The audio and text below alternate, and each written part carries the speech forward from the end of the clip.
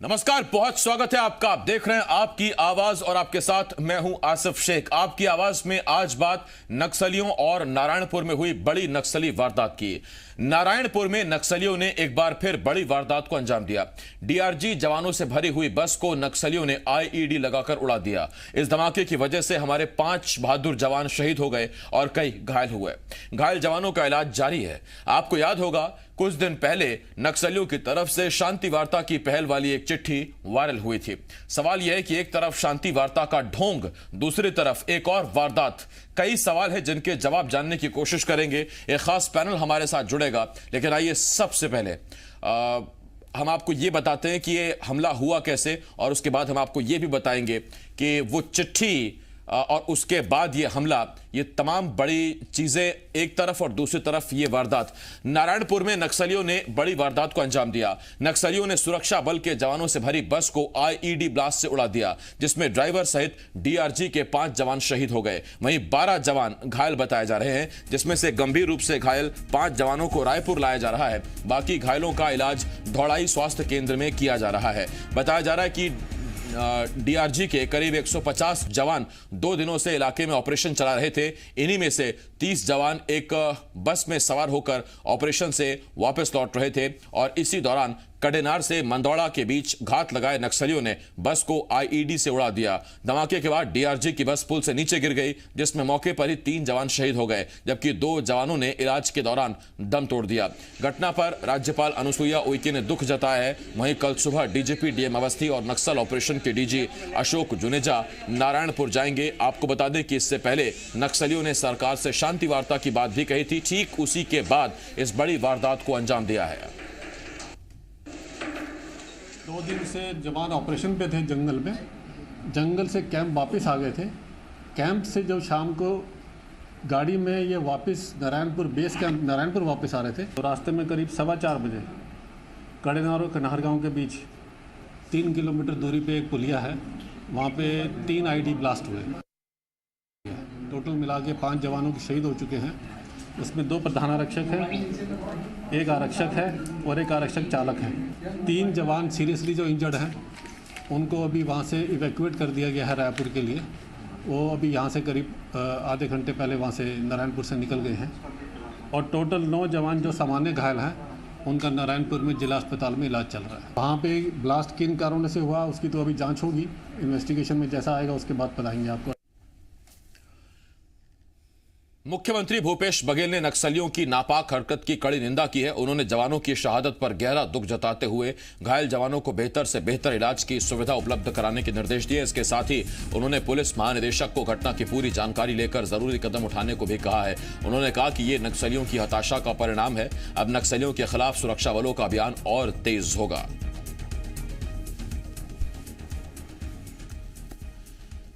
तीन खास मेहमान हमारे साथ जुड़ रहे हैं। हमारे साथ बीजेपी की तरफ से श्रीचंद सुंदरानी जी, कांग्रेस की तरफ से अजय साहू जी और नक्सल मामलों के जानकार वरिष्ठ पत्रकार संजीव गुप्ता जी हमें ज्वाइन कर रहे हैं। मैं आप तीनों का बहुत बहुत स्वागत करता हूं। संजीव जी, अजय जी, श्रीचंद जी, बहुत बहुत स्वागत है आपका।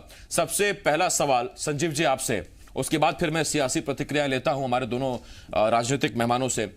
संजीव सर, कुछ दिन पहले ही एक चिट्ठी वायरल हुई जिसमें 3 शर्तों के साथ शांति वार्ता की पहल का ढोंग किया गया, और उसके बाद अब ये नक्सल वारदात। हम पहले से जानते थे और ये आपके भी मन में होगा कि ये सिर्फ ढोंग है और इसके अलावा कुछ नहीं। देखिए आसिफ जी, नक्सल जो जानते हैं इस क्षेत्र में, नक्सली वारदातों को समझते हैं, नक्सल मामलों को समझते हैं, वो बेहतर तरीके से जानते हैं कि इस तरह की चिट्ठियां, इस तरह के जो वार्ता के जो कोशिश राज्य सरकार की तरफ से या नक्सलियों की तरफ से लगातार होती रही है और आगे भी होती रहेंगी। लेकिन सबसे बड़ी बात यह है कि नक्सली घटनाएं, बंदूक और शांति वार्ता दोनों एक साथ नहीं चल सकती है। ये इससे पहले की सरकारों ने भी कहा है, केंद्र सरकार की तरफ से भी ऐसी बातें आई हैं और राज्य सरकार की तरफ से भी ऐसी बातें आई हैं। एक तरफ आप जवानों की खून से सड़कों को रंगेंगे, बसों को रंगेंगे, घटनाएं होंगी, बड़ी बड़ी घटनाएं होंगी, जनप्रतिनिधियों की हत्या होगी, और दूसरी तरफ यदि आप कहेंगे कि हम शांति वार्ता भी करना चाहते हैं, तो ये दोनों एक साथ संभव नहीं है। देखिए, दूसरी बात ये है आसिफ जी कि जब भी इस तरह की बातें होती हैं, ऐसा माना जाता है, जो नक्सल मामलों के जो बड़े जानकार लोग हैं या फिर जो भी बड़े पुलिस अधिकारी हैं, उनसे जब हमारी बातचीत होती है, तो अक्सर ऐसी बातें निकल कर सामने आती हैं कि नक्सली ये चाहते हैं कि जो राज्य की तरफ से जो पुलिस बल और सुरक्षा बल और जो अर्धसैनिक बल हैं, वो अपने काम बंद कर दें, वो उस क्षेत्र में गतिविधियां बंद कर दें, उस क्षेत्र में नक्सल विरोधी ऑपरेशन बंद कर दें और उसके बाद फिर हम शांति वार्ता करेंगे, ऐसा नक्सलियों का कहना है। लेकिन अक्सर देखा गया है कि इसमें ये चीजें हो सकती हैं ज्यादा कि अगर ऐसा होता भी है, इसके चांसेस तो कम है, अगर कहीं हिंसा नहीं होगी तभी शांति की बात भी संभव है और शांति भी संभव है। एक साथ हिंसा और शांति दोनों एक साथ नहीं चल सकती है। यदि राज्य की तरफ से जो बल है वो काम कर रही है, वहां पे वो अपने ऑपरेशंस रोक देती है और सारी चीजें बंद कर देती है, तो अक्सर ऐसा भी देखा जाता है कि नक्सली उस क्षेत्र में अपनी ताकत बढ़ाने की भी कोशिश करते हैं कि अब उनको पूरी खुली छूट मिल जाती है एक प्रकार से और अपनी ताकत बढ़ाने की भी कोशिश करते हैं। तो शांति वार्ता तभी हो सकती है आसिफ जी जब दोनों तरफ से, मैं एक तरफ की बात नहीं कर रहा हूँ, दोनों तरफ से शांति हो, एक भी गोली ना चले। सबसे बड़ी बात यह है कि उस क्षेत्र में नक्सली और पुलिस के जवान, जो सुरक्षा बल के जो जवान हैं, उनके बीच में जो वहां का जो आम आदिवासी है वो पिस रहा है, वो तकलीफ में है। और इस तरह की जब चीजें होती रहेंगी तो आप एक बात समझ लीजिए कि मैं फिर से कह रहा हूं कि शांति और हिंसा एक साथ संभव हो ही नहीं सकती। ठीक बात है। मैं अजय जी आपके पास आ रहा हूं। अजय जी, अभी 3 दिन पहले छत्तीसगढ़ के विशेष मध्य प्रदेश छत्तीसगढ़ के विशेष कार्यक्रम न्यायधानी गौरव सम्मान में बिलासपुर में मुख्यमंत्री भूपेश बघेल जी पहुंचे। हमने उनसे एक सवाल किया था इसी चिट्ठी को लेकर, शांति वार्ता को लेकर, तो उन्होंने साफ साफ कहा था कि बातचीत का आधार ही संविधान होगा और अगर संविधान को ही नक्सली नहीं मानते हैं तो फिर बातचीत नहीं हो सकती। इसका क्या सीधा मतलब यह है कि अभी वार्ता के कोई आसार दिख नहीं रहे हैं, क्योंकि अगर नक्सली यूं ही हमले करते रहेंगे, गोली चलाते रहेंगे, जवानों की जान लेते रहेंगे, तो फिर जाहिर बात है कि आप भी बातचीत के लिए आगे नहीं बढ़ेंगे। ये प्रस्ताव स्वीकार है आपको?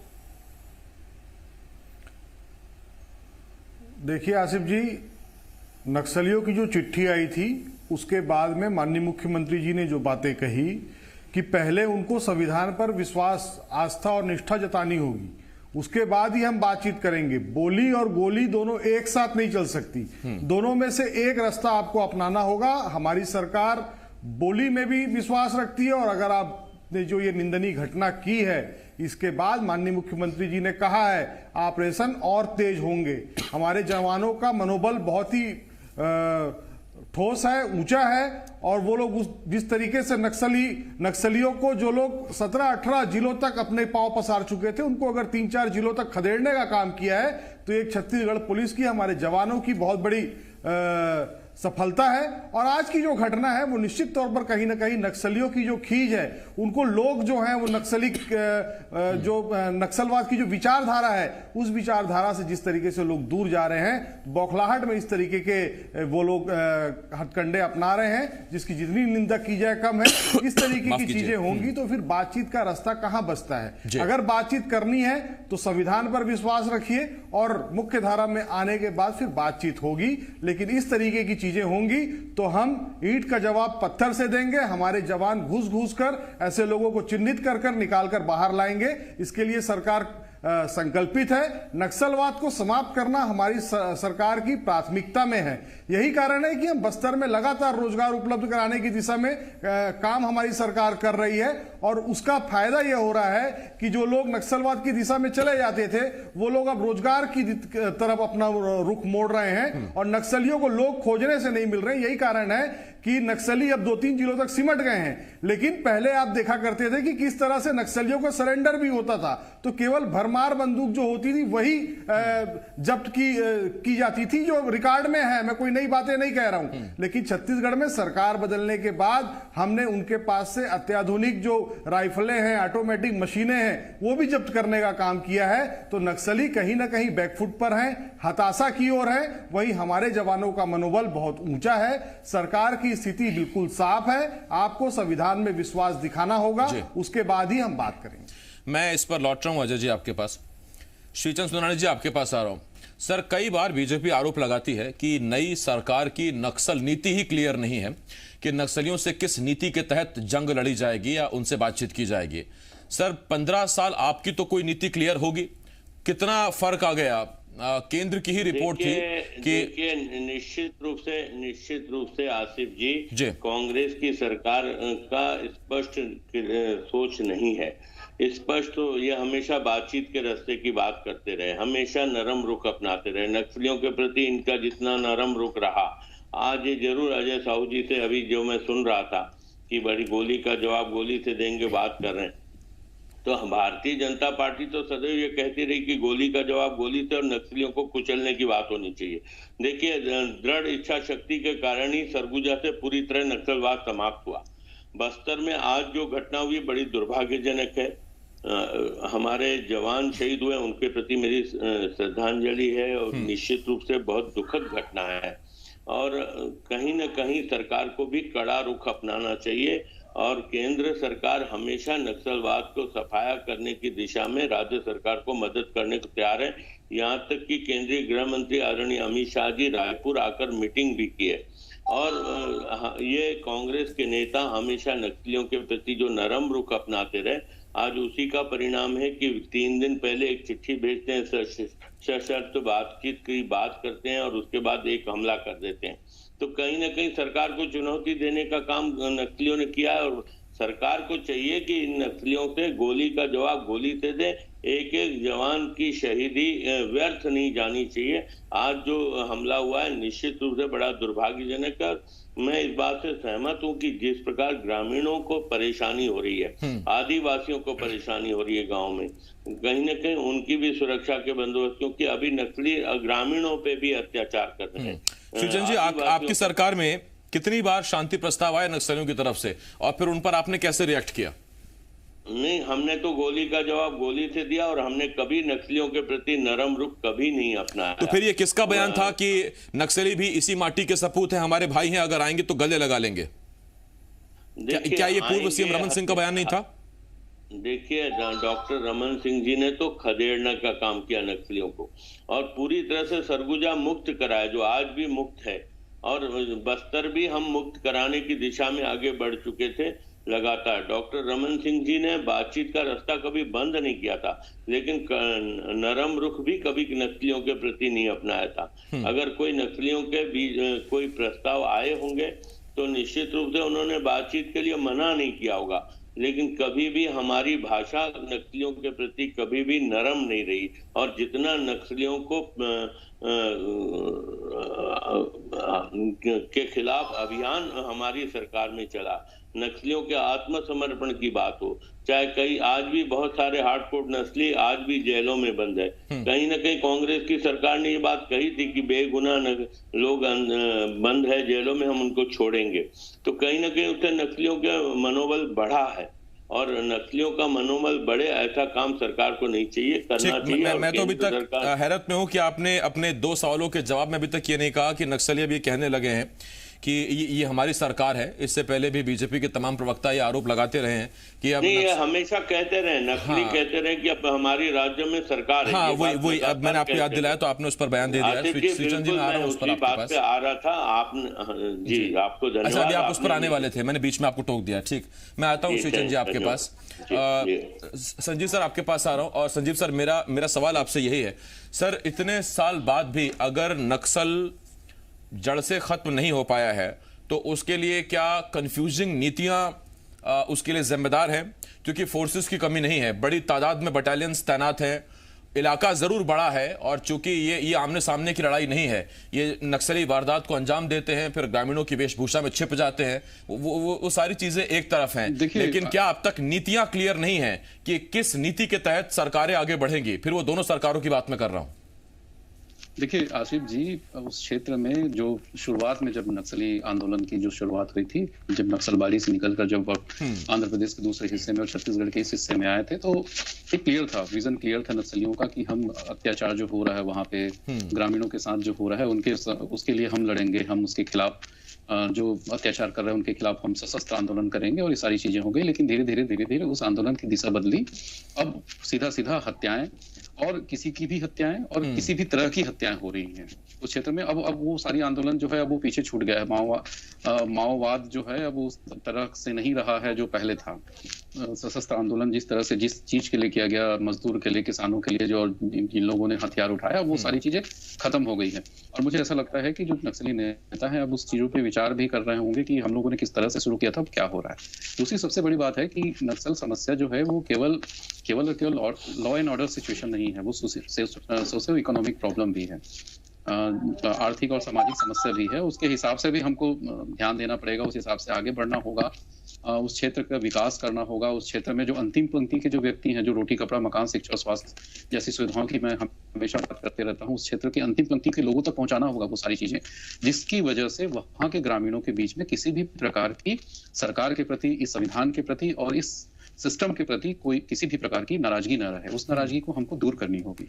दूसरी सबसे बड़ी बात यह है कि राजनीतिक इच्छा शक्ति का अभाव, राजनीतिक इच्छा शक्ति का अभाव बिल्कुल भी नहीं होना चाहिए, चाहे किसी की भी पार्टी की सरकार हो। संविधान सम्मत सरकार है, संविधान ने उनको जो अधिकार दिया है उसी की सरकार है, जनता के द्वारा चुनी गई सरकार है।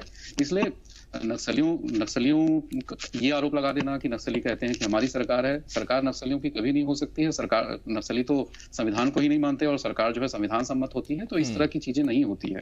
लेकिन सबसे बड़ी बात है कि राजनीतिक इच्छा शक्ति का अभाव जो है, चाहे कोई भी पार्टी की सरकार बने, यहाँ पे भारतीय जनता पार्टी की बने, कांग्रेस की बने, उनको राजनीतिक इच्छा शक्ति दिखानी चाहिए। राजनीतिक इच्छा शक्ति का अभाव नहीं होना चाहिए। और जिस दिन राजनीतिक इच्छा शक्ति जब आपके में अंदर जागृत हो जाएगी कि नहीं, हम इस समस्या को हम जड़ से समाप्त कर देंगे, इस समस्या को हम पूरी तरह यहाँ से हटा देंगे। इस पर भी कई बार सर डिबेट्स हो चुकी हैं कि इच्छा शक्ति है या फंड जो आता है उस पर बहुत सी चीजें इस पर उठी हैं और उसको लेकर सवाल उठते रहे हैं। बिल्कुल संजीव सर, मैं आ रहा हूं आपके पास। अजय जी आपके पास आ रहा हूं। और अजय जी, एक सवाल मैं आपसे जरूर यहां पूछना चाहता हूं। सर, आपने तो इसका दंश झेला है सीधा सीधा, एक पूरी फ्रंट लाइन लीडरशिप आपने खो दी इसी नक्सल हमले में। छत्तीसगढ़ से नक्सल को जड़ से खत्म करने के लिए क्लियर कट नीति क्या है? क्या अभी भी और ज्यादा फोर्सेस को बढ़ाए जाने की आवश्यकता है या फोर्सेस में स्थानीय लोगों को बढ़ाए जाने की आवश्यकता है? इसीलिए बजट में बस्तर टाइगर्स का भी जिक्र हुआ है इस बार। देखिए आसिफ जी, स्थानीय लोगों की संख्या बढ़ाने से, बस्तर टाइगर्स फोर्स का गठन करने से हमको बस्तर में लाभ ये मिलेगा कि वहां के जो लोकल लोग हैं वो वहां की भौगोलिक स्थितियां, परिस्थितियों को भली भांति समझते हैं। निश्चित तौर पर फोर्स की आवश्यकता भी पड़ेगी, लेकिन इन सारी चीजों के साथ हमें यह भी देखना होगा कि बस्तर का जो आम आदिवासी है वो पैसे की लालच में उनके यहां नौकरी तो नहीं कर रहा है। ऐसी परिस्थिति अगर निर्मित हो रही है तो हमको वहां पर उसको रोजगार भी उपलब्ध कराना होगा। अगर वो नक्सलियों का मददगार है तो उसे मुख्य धारा में लाना होगा। इन सारी चीजों पर हमारी सरकार लगातार काम कर रही है। वहां पर बड़े बड़े प्लांट जो आने वाले हैं उसके बाद में परिस्थितियां बदलेगी। आपने बहुत सही बात कही, हमने नक्सलवाद का दंश झेला है। हमारी फ्रंट लाइन की पूरी एक लीडरशिप जो है वो नक्सलवाद की भेंट चढ़ गई और हमारे बहुत सारे नेताओं को अपनी शहादत देनी पड़ी। लेकिन हमारी सरकार ने कभी भी नक्सलियों के साथ नरम रुख अख्तियार करने की जो बातें श्री चंद जी कह रहे थे, तो मैं उनको याद दिलाना चाहूंगा, हमारी सरकार ने नक्सलियों के साथ कभी नरम रुख अख्तियार नहीं किया है। हम तो नक्सलवाद को समाप्त करने की दिशा में आगे बढ़ रहे हैं। जो नक्सलवाद 2003 में 3 जिलों तक सीमित था, वो 15 वर्षों में आपके शासनकाल में 17, 18, 19 जिलों को, मुख्यमंत्री जी का गृह जिला, तत्कालीन मुख्यमंत्री डॉक्टर रमन सिंह जी का जो गृह जिला कवर्धा है वो भी नक्सल अफेक्टेड डिस्ट्रिक्ट में की सूची में आ गया था। तो ऐसी परिस्थितियां निर्मित हुई 15 वर्षों में, उससे हम लड़ रहे हैं। और जो डॉक्टर रमन सिंह जी के कार्यकाल के समय में नक्सलियों की जब गिरफ्तारी हुई तो इनके ही कलेक्टर और एसपी ने उन नक्सलवादियों की बारात निकाली थी और उनकी शादी में मदमस्त होकर नाचने का काम भी किया था।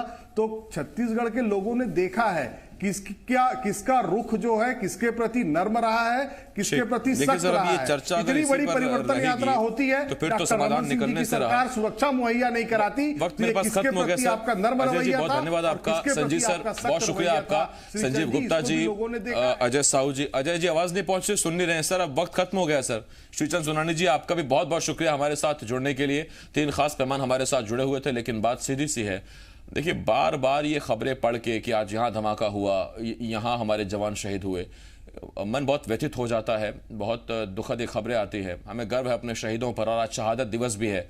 आज ही के दिन सुखदेव, राजगुरु और शहीद आजम भगत सिंह को फांसी लगाई गई थी, और ऐसे में आज भी हमारे जवान शहादत दे रहे हैं। आप सोचिए, जब आज़ादी नहीं मिली थी तब भी क्रांतिकारी देश की आज़ादी के लिए लड़ रहे थे, लेकिन आज अपनी आज़ादी के नाम पर नक्सली उत्पात मचा रहे हैं, और आज हमारे युवाओं को, जवानों को शहादत देनी पड़ रही है। ये सिलसिला कब थमेगा? लाल आतंक का खात्मा कब होगा? इसी सवाल का जवाब जानने की कोशिश कर रहे हैं।